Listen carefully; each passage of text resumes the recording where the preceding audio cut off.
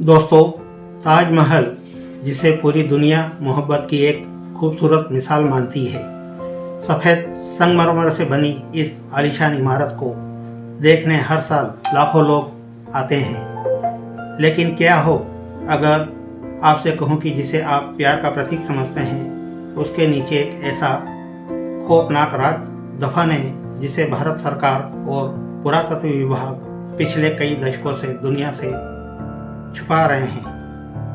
ताजमहल के ठीक नीचे बने वो 22 रहस्यमय कमरे, जिन्हें मुगलों के दौर से आज तक हमेशा के लिए सील कर दिया गया है, आखिर उन बंद दरवाजों के पीछे शाहजहां का गुप्त खजाना है या फिर इतिहास का वो सबसे बड़ा सच जिसे सामने आते ही पूरी दुनिया का इतिहास बदल जाएगा। इस रहस्य की गहराई में उतरने के लिए हमें ताजमहल के उस हिस्से को समझना होगा जहां आम पर्यटकों को जाने की सख्त मनाही है। आज जब हम ताजमहल को देखते हैं तो हमें मुख्य मकबरा और ऊपर के हिस्से ही दिखाई देते हैं, लेकिन बहुत कम लोग जानते हैं कि ताजमहल के चबूतरे के नीचे एक बहुत बड़ा भूमिगत तहखाना बना हुआ है। यमुना नदी की तरफ से देखने पर आज भी ईंटों से बंद किए गए कुछ मेहराबदार दरवाजे साफ दिखाई देते हैं। इन्हीं दरवाजों के पीछे छिपा है 22 कमरों का वो गलियारा। इतिहास के कुछ पुराने दस्तावेजों के अनुसार मुगल काल में इन कमरों का इस्तेमाल शाहजहां और उसके खास सिपह सालार गर्मी के दिनों में ठंडक के लिए करते थे, क्योंकि नदी के किनारे होने की वजह से ये कमरे हमेशा ठंडे रहते थे। लेकिन सवाल यह उठता है कि अगर ये सिर्फ साधारण कमरे थे तो शाहजहां के शासनकाल के तुरंत बाद ही इन्हें भारी दीवारों और लोहे के मोटे दरवाजों से हमेशा के लिए चुनवा क्यों दिया गया। यहीं से शुरू होता है इस कहानी का सबसे बड़ा और विवादित मोड़। साल 1965 में मशहूर इतिहासकार P.N. ओक ने अपनी एक किताब में दावा किया कि ताजमहल वास्तव में कोई मकबरा नहीं है, बल्कि यह जयपुर के राजा जय सिंह का एक प्राचीन शिव मंदिर था जिसका नाम था तेजो महालय। उनका दावा था कि शाहजहां ने इस भव्य मंदिर पर कब्जा करके इसके मुख्य स्वरूप को बदल दिया और मुमताज का मकबरा बना दिया। P.N. ओक के अनुसार उन बंद 22 कमरों के भीतर आज भी भगवान शिव की प्राचीन मूर्तियां, त्रिशूल, हिंदू वास्तुकला के स्तंभ और ऐसे शिलालेख मौजूद है जो ये साबित कर सकते हैं कि यह इमारत मुगलों से सदियों पहले बनाई गई थी। कहा जाता है कि इसी कड़वे सच और विवाद को दुनिया के सामने आने से रोकने के लिए मुगल शासकों ने उन कमरों को पक्की ईंटों से हमेशा के लिए बंद करवा दिया था। तेजो महालय का यह विवाद सिर्फ किताबों तक ही सीमित नहीं रहा, बल्कि यह देश की सबसे बड़ी अदालतों तक पहुंच गया।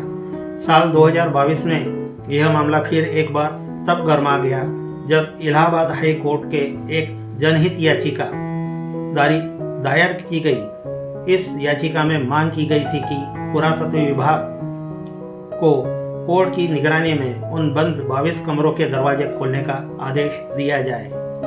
याचिकाकर्ताओं का कहना था कि देश के नागरिक होने के नाते हमें यह जानने का पूरा हक है कि ताजमहल के उस बंद तहखाने का असली सच क्या है। इस याचिका के आते ही पूरे देश की मीडिया और सोशल मीडिया पर बहस छिड़ गई।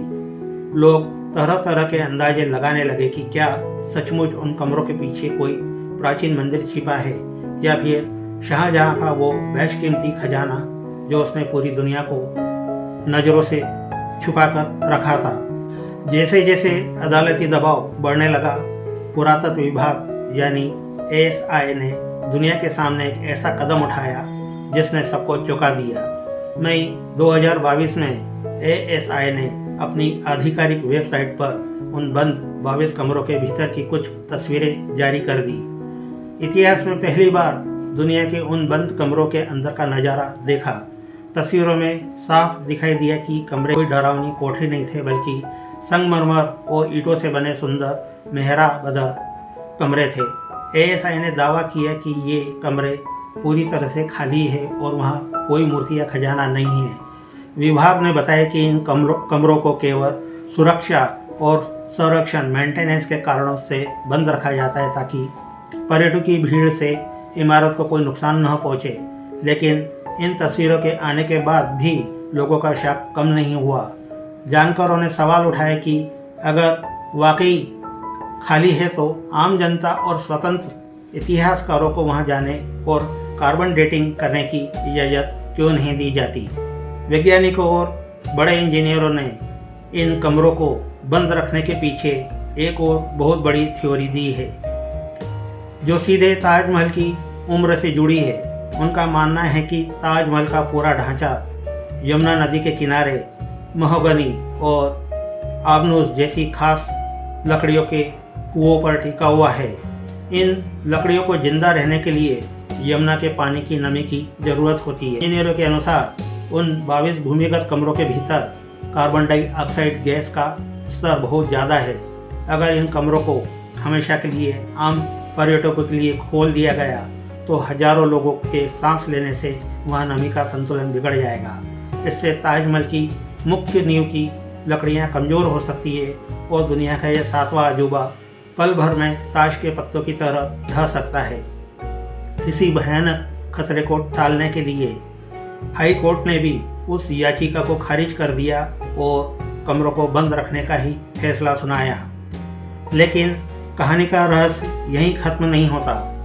इतिहासकारों का एक वर्ग ऐसा भी है जिसका मानना है कि इन 22 कमरों के पीछे मुगल सल्तनत का वो गुप्त खजाना छिपा हो सकता है जिसे शाहजहां ने अपने आखिरी दिनों के लिए बचा कर रखा था।